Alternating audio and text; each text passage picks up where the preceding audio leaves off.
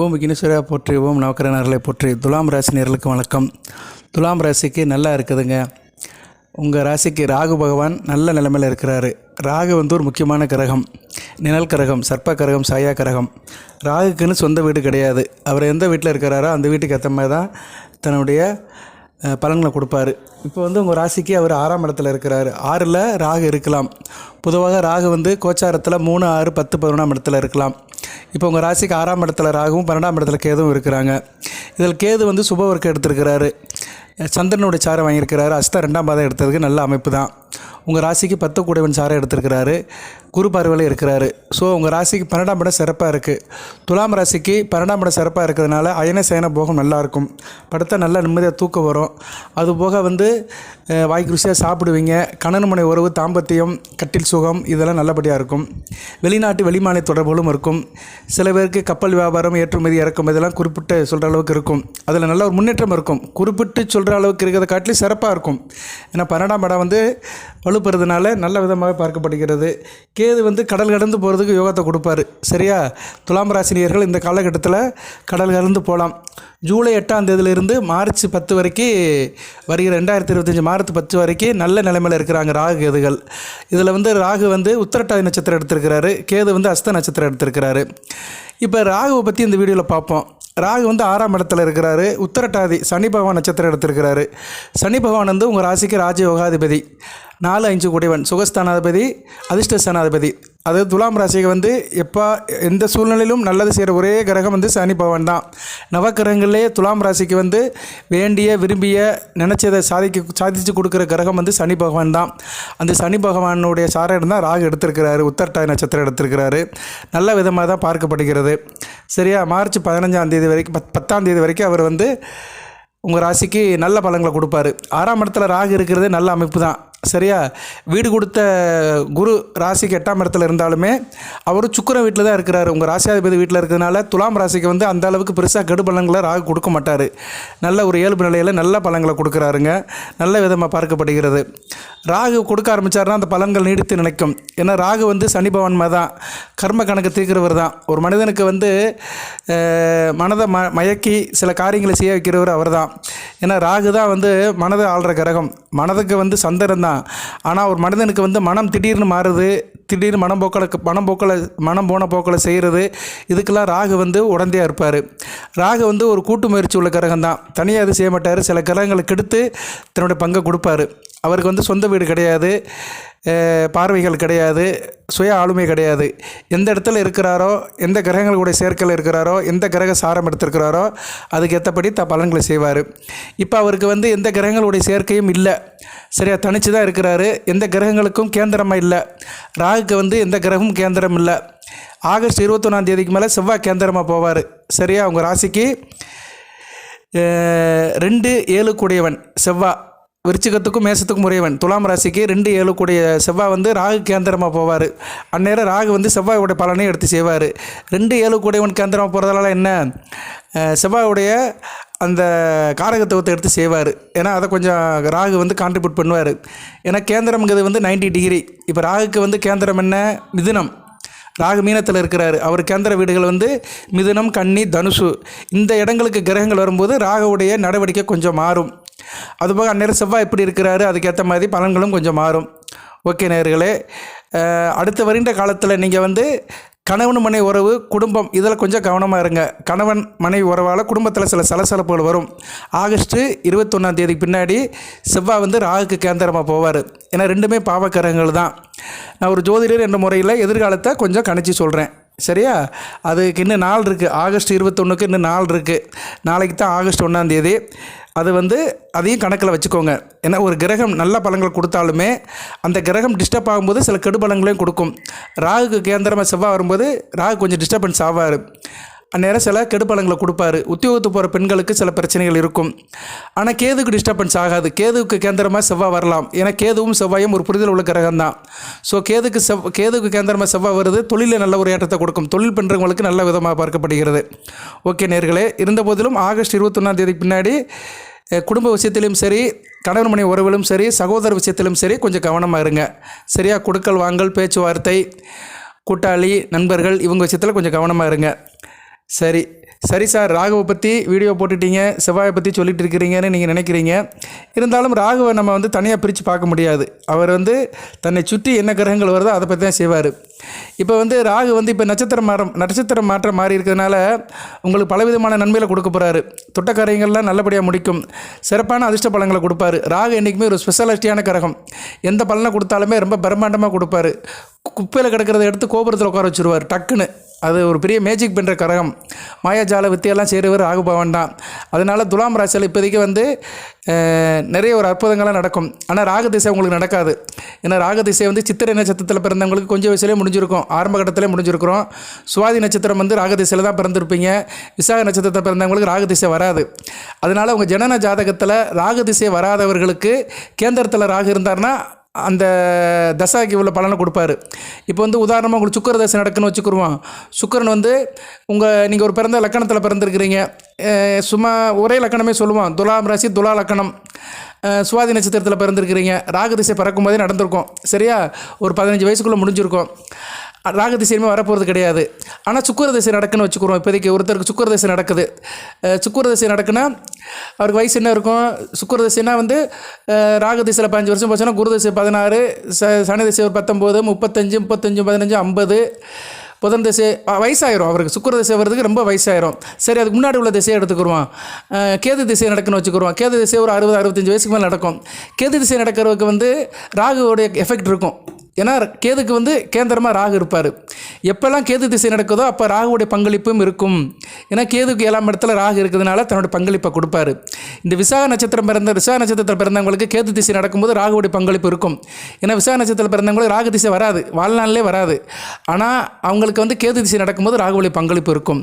So சித்திரை, விசாகம், சுவாதி 3 நட்சத்திரத்தில் பிறந்தவங்களுக்குமே கேது திசை நடக்கும்போது ராகுவுடைய பங்களிப்பு இருக்கும். அதுபோல் சுக்கிர திசை நடந்தாலுமே சுக்கிரனுக்கு கேந்திரமாக ராகு வரும்போதும் ராகு தான் பங்களிப்பை கொடுப்பாரு. சுக்கிரனுக்கு 7, 10 இல்லைன்னா சுக்கிரன் கூடயே சேர்ந்து இருந்தாலுமே தான் பங்களிப்பை கொடுப்பாரு. சரியா? ஸோ ராகு வந்து தனக்கு 4, 7, 10 கிரகங்கள் இருக்கும்போது அந்த கிரகங்களுடைய தசையும் தன்னுடைய இதை எடுத்து செய்வார். ஆட்டோமேட்டிக்காக அவர் வந்து அதை என்ன பண்ணிடுவாருன்னா கவர் பண்ணிடுவார். தனக்கு கேந்திரமாக இருக்க கிரகங்களுடைய தசை நடக்கும்போது தன்னுடைய பங்களிப்பை கொடுத்துருவார். அதை தவிர்க்கவே முடியாது. நீங்கள் நினைப்பீங்க நமக்கு நல்ல தசை தான் நடக்குது அப்படின்னு நினச்சிட்டு இருப்பீங்க. ஆனால் கெடுபலங்கள் நடந்துகிட்டே இருக்கும். ஏன்னா ராகு வந்து அந்த தசாநாதனுக்கு கேந்திரமாக இருப்பார். அந்த தசாநாதன் இருக்கிற வீட்டில் இருந்து 4ஆம் வீட்டில், 7ஆம் வீட்டில், 10ஆம் வீட்டில் இருந்தார்னா ராகு நல்ல நிலைமையில் இருந்தார்னா நல்ல பலன்கள் கொடுப்பாரு. கெட்ட நிலைமையில் இருந்தார்னா அந்த தசையை கெடுத்துருவார். நீங்கள் நினைப்பீங்க என்னடா நமக்கு நல்ல தசை தான் நடக்குது, ஏன் கெடுபலங்களாக நடக்குன்னு பார்த்துட்டு இருந்தீங்கன்னா ஜாதகத்தை வாங்கி பார்க்கும்போது அது தெரியும். இது லக்கண ரீதியாக சொல்கிறேன். நீங்கள் வந்து துலாம் ராசியில் துலா லக்கணத்திலையோ, விருச்சிக லக்கணத்திலையோ, தனுசு லக்கணத்திலையோ, மீன லக்கணத்திலையோ ஏதோ ஒரு லக்கணத்தில் பிறந்திருக்கிறீங்க. 12 லக்கணத்தில் ஒரு லக்கணத்தில் பிறந்திருக்கீங்கன்னா அந்த லக்கண ரீதியாக நடப்பு தசாநாதன் அது வந்து உங்களுக்கு புதன் திசை நடக்குதோ, கேது திசை நடக்குதோ, சுக்கிர திசை நடக்குதோ, சூரிய திசை நடக்குதோ அந்த தசாநாதர்களுக்கு ராகு வந்து கேந்திரத்தில் வரக்கூடாது. ஓகேவா? அப்படி இருந்துச்சுன்னா அந்த ராகுவுடைய பாதிப்பு இருக்கும். ரைட்டு. ஏன்னா ராகுவை பற்றி நீங்கள் தெரிஞ்சுக்கணும். அவர் வந்து ஒரு மாயாஜால உள்ள கிரகம். காற்றை பார்க்க முடியாது, ஆனால் உணர முடியும். அது மாதிரி தான் ராகுவை வந்து பார்க்கவே முடியாது. அவர் நிழல் கிரகம். ராகு கேதுகள் வந்து நிழல் கிரகம். இதில் கேது கூட ஒரு சூட்சும அளவில் இருப்பார். அந்த அளவுக்கு கெடுக்க மாட்டார், ஓரளவு தன்மையாக போயிடுவார். ஆனால் ராகு வந்து ரொம்பவும் பிரச்சனை பண்ணுவார். சரியா? அவர் எப்படியுமே ராகு வந்து அடக்கவே முடியாது. தலைனா வாழை கட்டுவார், வாழனா தலையை கட்டுவார். எங்கிட்டுமே அவர் பிடிக்க முடியாது. சரியா? அப்பேற்பட்ட கிரகம். சனி பகவான் கூட ஒரு பாவ கிரகம் தான். ஆனால் ஒரு லைனில் வந்து சனி பகவான் வந்து ட்ராக் பண்ணிடலாம்.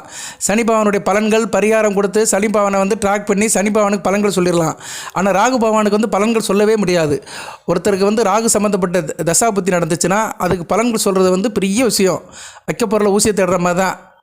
சரியா? அது பெரிய விஷயம். ஏன்னா ராகு வந்து அந்த அளவுக்கு மாயாஜால சித்து வேலையெல்லாம் நிறைய பண்ணுவார். அப்பேற்பட்ட ராகு இப்போதைக்கு உங்கள் ராசிக்கு 6ஆம் இடத்துல ராஜ யோகாதிபதி சாரை எடுத்திருக்கிறாரு. அதிர்ஷ்ட பலன்கள் கிடைக்கும். வேலை செய்யும் இடத்துல பதவி உயர்வு கிடைக்கும், சம்பள உயர்வு கிடைக்கும். அதுபோல் வெளியூர் பயணம் கிடைக்கும். நான் முதல்ல சொன்னேன் பார்த்தீங்களா, வெளியூர் வெளிநாட்டு போகிறதுக்கு நல்ல ஒரு வாய்ப்புகள் இருக்கும். நல்லா பயன்படுத்திக்கோங்க. துலாம் ராசியில் யாராச்சும் ஃபாரின் போகணும், சரியா, இந்த கல்ஃப் கண்ட்ரி போகிறதா இருந்தால் போகலாம். ஏன்னா ராகு வந்து அந்நிய மொழி பேசுகிறதுக்கு கரெக்டாக வருவார். குறிப்பாக இந்த உருது, அரபி இதுக்கெல்லாம் வந்து ராகு தான் வருவார். அந்நிய மொழியில் அந்த முஸ்லீம் சம்மந்தப்பட்ட மொழிகளுக்கு அவர் தான் வருவார்.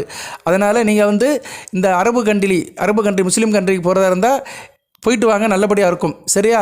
ஏன்னா 12ஆம் இடம் நல்ல நிலைமையில் தான் இருக்குது. ஓகே, போயிட்டு வந்தீங்கன்னா ஒரு 2 வருஷத்துக்கு ஒரு விசா முடிச்சுட்டு வரலாம். வாழ்த்துக்கள். குடும்பத்தில் மகிழ்ச்சி இருக்கும். திருமண வாழ்க்கையில் ஒரு அமைதி இருக்கும். திருமணம் ஆகிறவர்களுக்கு விரைவில் திருமண பேச்சு நல்லபடியாக நடக்கும். திருமணமும் நடக்கும். அடுத்த வருகின்ற ஆவணி மாதத்துக்கு மேலே திருமண முயற்சியெலாம் சிறப்பாக இருக்கும். ராகு கொடுப்பதை யாராலும் தடுக்க முடியாது. சரியா? ராகு கொட்டி கொடுப்பாரு. தட்டி கேட்க முடியாத அளவுக்கு கொட்டி கொடுப்பாரு. தட்டியும் கேட்பாரு, கொட்டியும் கொடுப்பாரு. அப்பேற்பட்ட கிரகம் தான் ராகு. ராகு வந்து ஜனன ஜாதகத்தில் சரியில்லைன்னு வச்சுக்கோங்களேன், அவனை வாழையே விட மாட்டார். அதுபோல் ஒருத்தருக்கு உயிர் பிரிவை கொடுக்குறவர் ராகு தான். சொந்த பந்தத்திலேயே ஒரு பெர்மனண்ட்டாக ஒரு பிரிவை கொடுக்குறவர் ராகு தான். அது அவங்களால வாழ்நாளை திருப்பி பார்க்கவே முடியாது, பேசவும் முடியாது, அந்த அளவுக்கு செஞ்சிருவார். உயிர் இழப்புகளுக்கு காரணம் ராகு தான். ராகு தசாபுத்தி காலத்தில் அது செய்வார். அப்பேற்பட்ட ஒரு அமைப்புக்கு சொந்தக்கார கிரகம் ராகு. அந்த ராகு இப்போதைக்கு நல்ல நிலைமையில் இருக்கிறதுனால துலாம் ராசினியர்களுக்கு நல்ல விதமாகவே பார்க்கப்படுகிறது. குழந்தை பாக்கியம் இல்லாதவர்களுக்கு இந்த காலகட்டத்தில் குழந்தை பாக்கியம் கிடைக்கும். அதெல்லாம் ராகு மிகச் சிறப்பாக செய்வார். பேர் புகழ் அந்தஸ்து இருக்கும். அரசியல்வாதிகள் வெகுஜன தொடர்பில் மக்கள் நலப்பில் இருக்கிறவங்களுக்கு பேர் புகழ் அந்தஸ்து கிடைக்கும். குலப்பெருமையை காப்பாற்றுவீங்க. குடும்பத்தோட கௌரவம் காப்பிக்கப்படும். ஆள் நல்லா இருப்பீங்க, வசீகரமாக இருப்பீங்க, வீரதீரமாக இருப்பீங்க, ஆள் ஸ்ட்ரென்த்தாக இருப்பீங்க, திடமாக இருப்பீங்க. இந்த ஒரு காரியத்தையும் நல்லா செய்வீங்க. உடல் சோர்ந்து போக மாட்டீங்க. சரியா? அது நல்லா இருக்கும். அதாவது எப்படின்னா, சுவர் இருந்தால் சித்திரம் வர முடியும். ஒரு மனிதனுக்கு தேகம் நல்லா இருக்கணும். அந்த தேகத்தை நல்ல ஒரு வைரமாஞ்ச கட்டையாக ராகு மாற்றுவார். நல்லபடியாக இருக்கும். புத்திசாலித்தனமாக இருக்கும். அதுபோக ராகு ரொம்ப யூனிக்கான கிரகம்.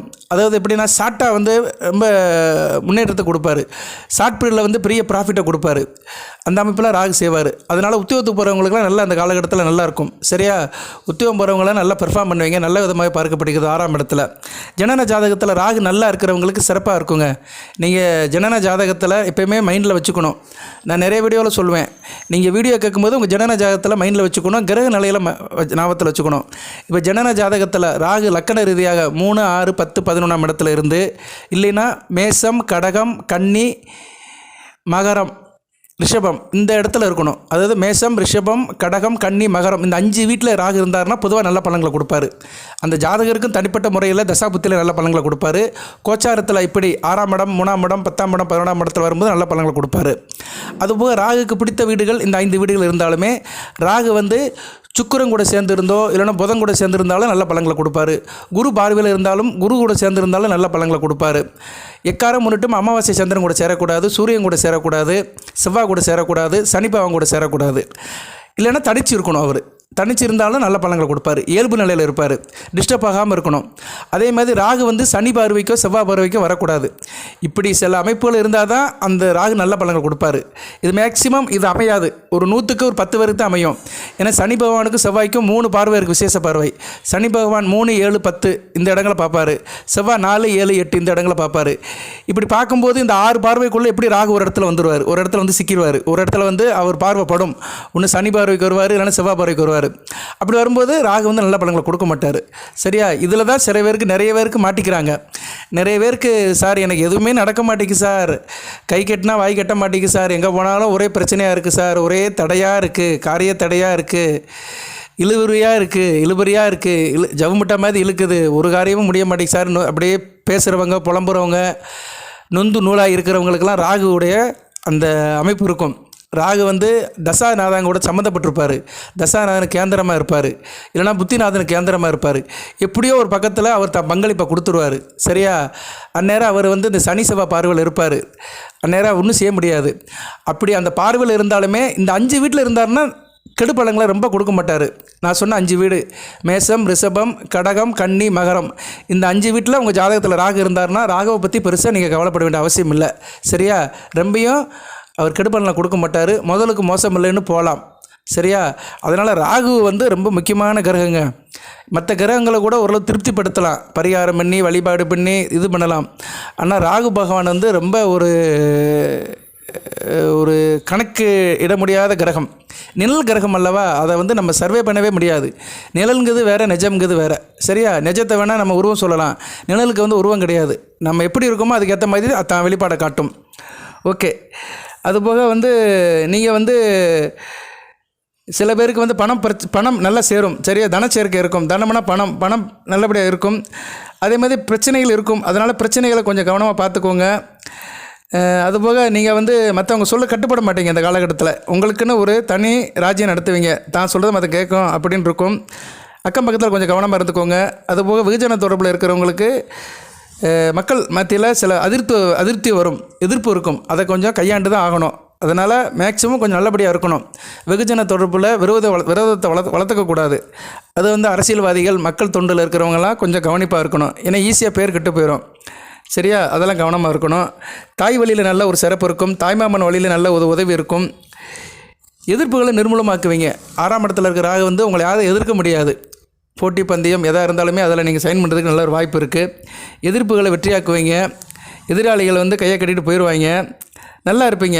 சரியா, அதுபோக பணம் கொடுக்கல் வாங்கலில் கொஞ்சம் கவனமாக இருங்க. கொடுக்கல் வாங்கல் சரியாக இருக்காது. ஃபினான்ஸ் பண்ணுறவங்க, பணம் ரொட்டேஷன் பண்ணுறவங்களுக்குலாம் அந்த அளவுக்கு திருப்தியாக இருக்காது.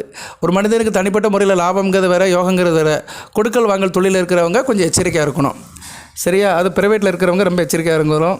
நல்ல வேலை வாங்குவீங்க. இந்த லேபர் கான்ட்ராக்ட் எடுத்து செய்கிறவங்க, தொழில் முதலீட்டாளர்கள், ஃபேக்ட்ரி வச்சுருக்கிறவங்க, சின்ன சின்ன பட்டறை ஒரு ஷாப் வச்சுருக்கவங்களுக்குலாம் நல்ல ஒரு யோகமாக இருக்கும். ராகு வந்து ஒரு இயந்திர சம்மந்தப்பட்ட கிரகம். வேகமாக இயங்குகிற தொழில் பண்ணுறவங்களும் நல்லாயிருக்கும். ஃபாஸ்ட் ஃபுட் வச்சுருக்கிறவங்க, துரித போஸ்டல் வச்சுருக்கிறவங்க, கொரியர் சர்வீஸ் வச்சுருக்கிறவங்க, அதுபோக ரயில்வே சம்மந்தப்பட்ட பொருட்கள் மேனுஃபேக்சரிங் பண்ணுறவங்க. ஏன்னா ரயில் வந்து வேகமாக போகிற ஒரு வாகனம். ஃப்ளைட்டு அப்படி தான். அது சம்மந்தப்பட்ட வேலை, அது உதிரி பாகங்கள், அதில் வந்து இந்த மெக்கானிக் டெக்னிக்கல் அசிஸ்டண்ட்டாக இருக்கிறவங்களுக்கு நல்லாயிருக்கும். ஏன்னா ராகு வந்து எப்போயுமே வந்து இந்த கடைநிலை ஊழியர்களுக்கு தான் வருவார். கையில் ஆயிலும் கிரீஸுமாக இருக்கிறவங்க, அதுபோக வந்து அதை ஒரு பிரச்சனை, ஒரு வண்டியில் ஒரு பிரச்சனை இருக்குது, அதை வந்து டக்குன்னு சீக்கிரமாக பார்க்கணும், அதுக்கு வந்து ராகு தான் வருவார். சில மெக்கானிக் பார்த்திங்கன்னா டக்குன்னு வந்து அந்த பிரச்சனையை சார்ட் அவுட் பண்ணிடுவாங்க. ஒரு வண்டியில் ஒரு பிரச்சனை இருக்கும், டக்குன்னு 2 நிமிஷத்தில் அதை எடுத்து விட்டுட்டு வண்டியை சரி பண்ணி கொடுத்துருவாங்க. அப்படி பண்ணுறவங்களுக்கு வந்து ராகு நல்ல நிலைமையில் இருப்பார். சரியா, எதுக்குமே வந்து குயிக் ரியாக்ஷன் கொடுக்குறது வந்து ராகு தான். சடன் ரெமெடி டக்குன்னு கண்டுபிடிச்சி சொல்கிறவர். சில டாக்டர் பார்த்தீங்கன்னா பார்த்தோன்னே சொல்லிடுவார். டக்குன்னு ஒரு மாத்திரை எழுதி கொடுப்பாரு, 2 நாள் சாப்பிட்டோம்னா அந்த கம்ப்ளைண்ட் சரியாக போயிடும். சில டாக்டர் இப்போ பக்கமாக எழுதி கொடுப்பான், நம்ம 1 மாதமாக சாப்பிடும், அந்த மாத்திரை வேலையே செய்யாது. ஏன்னா அந்த டாக்டரோட அமைப்பு அப்படி. அந்த டாக்டர் படிச்சிருப்பார், MBBS படிச்சிருப்பார், எல்லாம் நல்லா தான் இருந்திருப்பார், நல்லா படித்து நல்ல மார்க் தான் எடுத்திருப்பார். ஆனால் யூனிக்காக இருக்க மாட்டார். அது கம்ப்ளைண்ட் என்னன்னு கரெக்டாக கண்டுபிடிக்க தெரியாது. கரெக்டாக கண்டுபிடிச்சி பிரசன்ஸ் ஆஃப் நாலேஜோட டயக்னைஸ் பண்ணி அந்த மருந்து எழுதி கொடுக்க முடியாது. 2 தடவை 3 தடவை ஆன பின்னாடி தான் அவர் கண்டுபிடிப்பார். ஆக நம்ம எழுதி கொடுத்த மாத்திரை இவனுக்கு சேரால, வேறு மாத்திரை எழுதி கொடுக்கணும்னு மாற்றி எழுதி கொடுத்துட்டுருப்பார். சில டாக்டர் வந்து டக்குன்னு எழுதி கொடுத்துருவாங்க. அதுதான் அந்த ராகுவின் வேலை. உன்னை பார்த்தோன்னே டக்குன்னு அதுக்கு வந்து ரிப்ளை பண்ணுறது, கரெக்டாக புரிஞ்சுக்கிட்டு அடிக்கிறது, கோல் போடுறது, அப்படி சில வித்தியாசமான அபூர்வமான காரியங்களை செய்வாருங்க ராகு. இப்போ நீங்கள் பள்ளிக்கூடத்தில் படிச்சிருப்பீங்க, எல்லாருமே படிச்சுட்டு தான் வந்திருப்போம். நம்ம வந்து ஆரம்ப கல்வி படிச்சுட்டு வந்திருப்போம், 10ஆம் கிளாஸ் வரைக்கும் ஒரு ஸ்கூலில் படிச்சுட்டு வந்திருப்போம். அந்நேரம் சில சப்ஜெக்ட் எடுக்கும்போது டீச்சர் திடீர்னு சில கேள்வி கேட்பார். அவர் வந்து எப்படி கேட்பார்னா, 10ஆம் கிளாஸில் பாடம் எடுக்கும்போது 7ஆம் கிளாஸில் உள்ள சப்ஜெக்டில் ஒரு கேள்வியை கேட்பார். வரலாறு எடுக்கும்போதே ஒரு வரலாறு சம்மந்தப்பட்ட கேள்வியை கேட்பார். ஆனால் நிறைய பேர் மறந்துருப்பாங்க. ஆனால் ஒரு சில மாணவர்கள் அதை நான் வச்சுருப்பாங்க. 7ஆம் கிளாஸில் படித்த சப்ஜெக்டை நான் வச்சுருப்பாங்க. அது ரிலேட்டடாக அந்த டீச்சரை வந்து கேள்வி கேட்கும்போது டக்குன்னு பதில் சொல்லுவான். ஒரு 40 மாணவர்கள் அமர்ந்த இடத்துல ஒரு மாணவன் தனியாக நின்று டக்குன்னு பதில் சொல்லுவான். வாத்தியாருக்கு புள்ளரிச்சு போயிடும். என்னடா 3 வருஷத்துக்கு முன்னாடி படித்ததை டக்குன்னு நம்ம கேட்கும்போது பதில் சொல்கிறானே அப்படின்னு சந்தோஷப்படுவார்.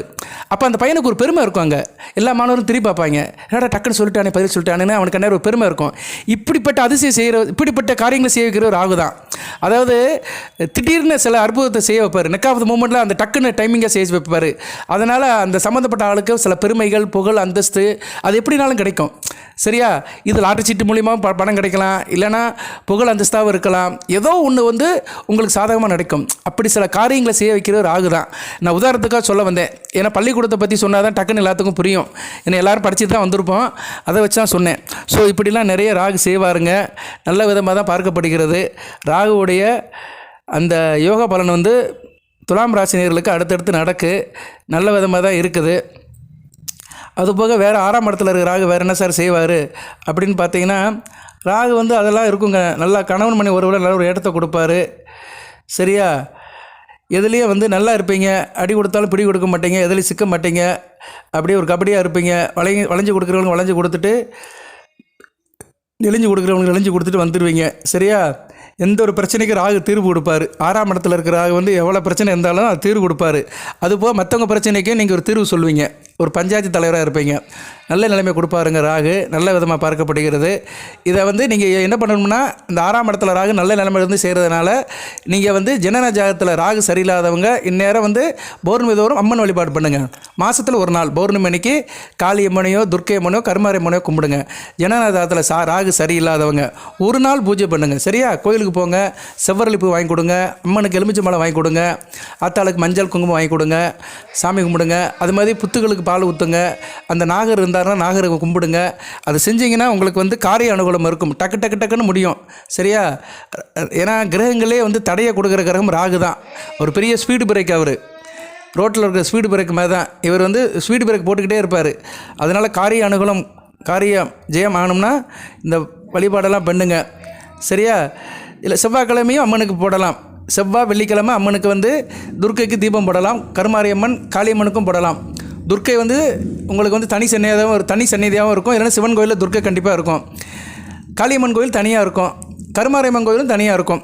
உங்களுக்கு சௌரியத்துக்கு தான் 3 தெய்வத்தை சொல்கிறேன். ஏன்னா சில பேருக்கு வீட்டு பக்கத்தில் வந்து சில தெய்வங்கள் தான் இருக்கும். நம்ம வந்து இதுக்காக ரொம்ப அலைய வேண்டாம். நம்ம வீட்டு பக்கத்தில் இருக்க கோயிலில் போய் இந்த வழிபாடை பண்ணலாம். விஷ்ணு துர்க்கைக்கு கூட பண்ணலாம். துர்க்கையில் நிறைய இருக்குது. கனகதுர்க்கை, வீரதுர்க்கை, வனதுர்க்கை, விஷ்ணு துர்க்கை, இப்படி நிறைய துர்க்கையோட அம்சம் இருக்குது. எந்த துர்க்கைக்கு வேணாலும் பண்ணலாம். காளியம்மன், பத்திரகாளியம்மன், காளிகா அம்பாள் நிறைய இருக்குது. காளி அம்சத்தில் உள்ள தெய்வங்களுக்கும் நீங்கள் வந்து விளக்கு போடலாம். கருமாரிக்கும் போடலாம். சரியா? கருமாரி இருக்கா மெட்ராஸில், வேலப்பஞ்சாவடியில் இருக்கா, திருவேற்காடில் எங்கள் அம்மா கருமாரிக்கும் போடலாம்.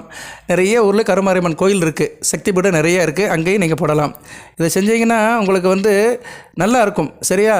இப்போதைக்கு வந்து உங்கள் ராசிநாதன் சுக்கிரன் வந்து பயிற்சி ஆகி வந்துட்டார். உங்கள் ராசிக்கு 11ஆம் இடத்துல ஆகிட்டார். சுக்கிர பயிற்சிக்கு நான் தனியாக வீடியோ போடுறேன். ஏன்னா அதை இதில் வந்து சேர்க்க வேண்டாம். ஏன்னா ராகு வந்து நிலையான கிரகம். 1.5 வருஷத்துக்கு ஒரு இடத்துல இருப்பார். சுக்கிரன் 1 மாதத்துக்கு ஒரு தடவை மாறுவார். சுக்கிரன் வந்து சிம்மத்துக்கு வந்துட்டார். உங்கள் ராசி 11ஆம் இடத்துல இருக்குது. நல்லதாக லாபஸ்தானத்தில் இருக்கிறாரு. ஸோ ராசிநாதன் நல்ல நிலைமையில் தான் இருக்கிறாரு. பட் என்ன, சுக்கிரனுக்கும் ராகுக்கும் சஷ்டாசகமாக இருக்குது. அது ஒரு பெரிய பின்னடைவு. ஏன்னா இவர் சிம்மத்தில் இருக்கிறாரு, இவர் வந்து மீனத்தில் இருக்கிறாரு. சிம்மத்துக்கு மீனம் வந்து 6, 8 வரும். அதனால தான் நான் உங்களுக்கு வந்து இதை வலியுறுத்தி சொல்கிறேன். உங்கள் ராசிநாதனுக்கு வந்து ராகு வந்து இப்போ 8ஆம் இடத்துல இருக்கிறாரு. அதனால் நான் சொன்ன வழிபாடு பண்ணினீங்கன்னா உங்களுக்கு நல்லபடியாக இருக்கும். எப்போல்லாம் உங்கள் ராசிநாதன் சுக்கிரனுக்கு வந்து கிரகங்கள் மறையும் போது சம்மந்தப்பட்ட கிரகங்கள் பலனை வந்து கம்மியாக தான் கொடுக்கும். ஜோதிடத்தில் ஒன்றை வச்சு டக்குன்னு இதுதான் அப்படின்னு சொல்லிட முடியாது. அங்கே நிறைய காம்பினேஷன் இருக்குது. விதியை காட்டிலும் விதி விலக்குகள் நிறையா இருக்குது. அதை நல்லா புரிஞ்சுக்கணும். இப்போ வந்து ராகுக்கு வந்து சுக்கிரனும் புதனும் வந்து சஷ்டாசமாக இருக்கிறாங்க. சரியா? உங்கள் ராசிக்கு பாக்கியாதிபதியும் ராசியாதிபதியும் சஷ்டாசமாக இருக்கிறாங்க. புதனும் சுக்கிரனும் சிம்மத்தில் இருக்கிறாங்க. ராகு மீனத்தில் இருக்கிறாரு. இந்த அமைப்பு ஒரு மாத காலத்துக்கு நீடிக்கும். அதனால தான் நான் அந்த வழிபாடை சொல்கிறேன். செவ்வாய் வெள்ளிக்கு வந்து விளக்கு போடுங்க. அதுபோக பௌர்ணமி தோறும் அம்மனை கும்பிடுங்க. ஓகேவா? உங்கள் சாய்ஸ் தான். இதை செஞ்சீங்கன்னா உங்களுக்கு நல்லபடியாக இருக்கும் நேயர்களே. வாழ்த்துக்கள். அடுத்தடுத்து வீடியோ போடுறேன். ஜனநாயகம் செக் பண்ணுறவங்க எங்களை அணுகலாம். ஒரு குறைந்த கட்டணம் தான் வாங்குகிறோம். உங்கள் தனிப்பட்ட முறையில் ஜாதக தசாபுத்தி பிரச்சனைக்கு தீர்வு சொல்லலாம். அதுபோல் எதுவும் சந்தேகம்னா கமெண்ட் பாக்ஸில் கேளுங்க. கமெண்ட் பாக்ஸில் வந்து நீங்கள் வந்து உங்கள் ஐடி போட்டு தான் கேட்குறீங்க எல்லாருமே.